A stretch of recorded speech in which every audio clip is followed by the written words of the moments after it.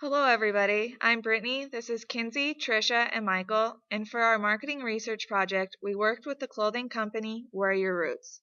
Wear Your Roots clothing was started in Missoula by Aaron Stipe and Brandon Solcombe.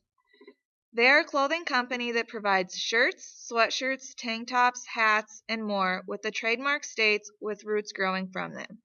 Their mission is to provide clothing for those who love their state, whether it be the place they were born and raised or if they found a new home state to put down their roots. Since Wear Your Roots clothing is still in the beginning stages, they have yet to determine their target market effectively. Therefore, the intent of our research will be to answer the question who the target market is. Our research problem is to figure out the target market and whether or not it is within state or out-of-state students at the University of Montana. Before a full marketing plan can be constructed, it is important to determine who the marketing strategies should be directed at. We hope that through data collected, we can determine Wear Your Roots' target market and propose ideas for future marketing. The first univariate question we chose to analyze was question number 4 from our original survey, which stated, "How many items of Montana-themed clothing do you own?" The purpose of this particular question was to determine how many Montana-themed items of clothing each individual that was surveyed owned. The results showed that a large sum of the surveyed population owned more than 5 items. We collected data for this particular question to determine the likelihood of someone purchasing a Wear Your Roots item. We also asked if they did own Montana-themed apparel, if they bought it themselves. The majority of the 150 people that were surveyed did buy the clothing themselves. If they did not, their family members purchased it for them. However, we did run into a problem with this question.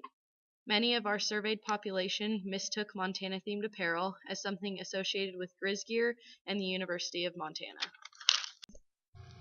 The next question we chose to analyze was question number 5 from our original survey, which was, "Can you identify this brand?"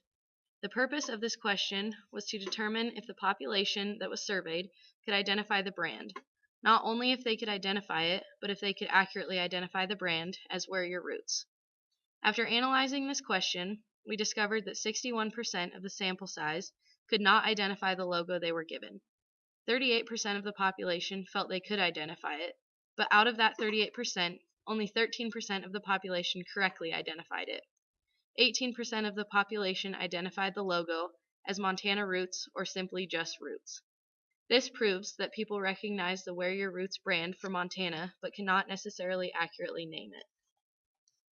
Lastly, for our univariate analysis, we chose to analyze question number 6, which was, "How often do you participate in the following activities?" The activities listed were biking, hiking, camping, fishing, hunting, and running.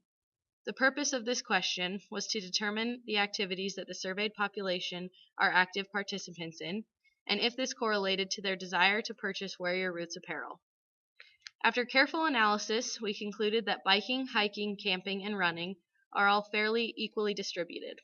This means that the target market for Wear Your Roots may lie within these active areas. In reference to our secondary research, we believe that branching into athletic apparel would be a potentially viable market for Wear Your Roots. However, it would not be beneficial to target hunters and fishers since many of the population surveyed never fishes or hunts. Emerging into the athletic clothing field would open up many more options for Wear Your Roots clothing. The first multivariate question and analysis asked if the average amount of times that a person shops for apparel in a month affects their ability to identify the brand.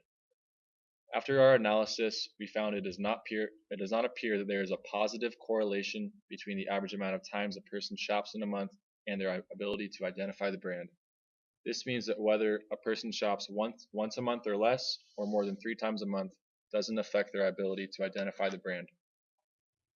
The next multivariate question asked whether or not the surveyed population can identify the brand based on what stores they shop at. We found the amount of people who could not identify the brand based on each store they would shop at was higher than those who could. Of the people who could not identify the brand, the majority were less likely to shop at each store with an average answer of 2.34, meaning that they occasionally shop at these 3 stores. And this graph also shows that people who can identify the brand were slightly more likely to shop at these stores than people who can't. However, there was not much of a significant difference. The last multivariate question asked whether or not being a current student at the University of Montana affects their ability to identify the brand. After analysis, it appears that more non-students were able to identify the brand than were expected, and less than expected of current students were able to identify the brand. This tells us that it is more likely for a non-student to know the WYR brand, which means they are more likely to purchase. This is the opposite of what we had originally expected. We thought that students would be more likely to recognize the brand, but we found it was just the opposite. Our final multivariate question of interest was the comparison of the state that the respondent said they were from and their ability to identify the brand. We found that more people from Montana and other West Coast states, excluding Washington, were above the expected count for being able to identify the brand. And the other states from the East Coast, Midwest, or international students, California and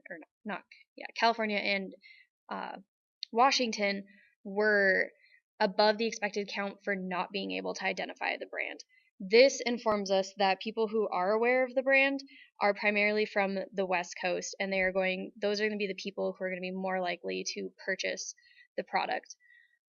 If Wear Your Roots wants to continue with having their trademark of all 50 states with the roots, it would be in their best interest to move their promotion strategies to these other states so that way people are aware of their brand and can make the purchase. Some recommendations that we have for Wear Your Roots would be to incorporate their brand name within their clothing and their website.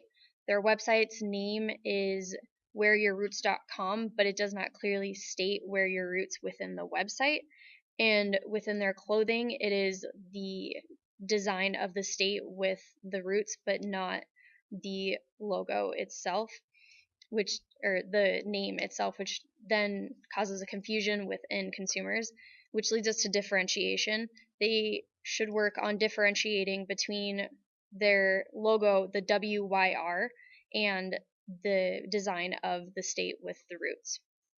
Like said before, we think it would be of best interest for Wear Your Roots to expand into athletic apparel, seeing as their possible target market may lie within the people who like to run and bike and hike.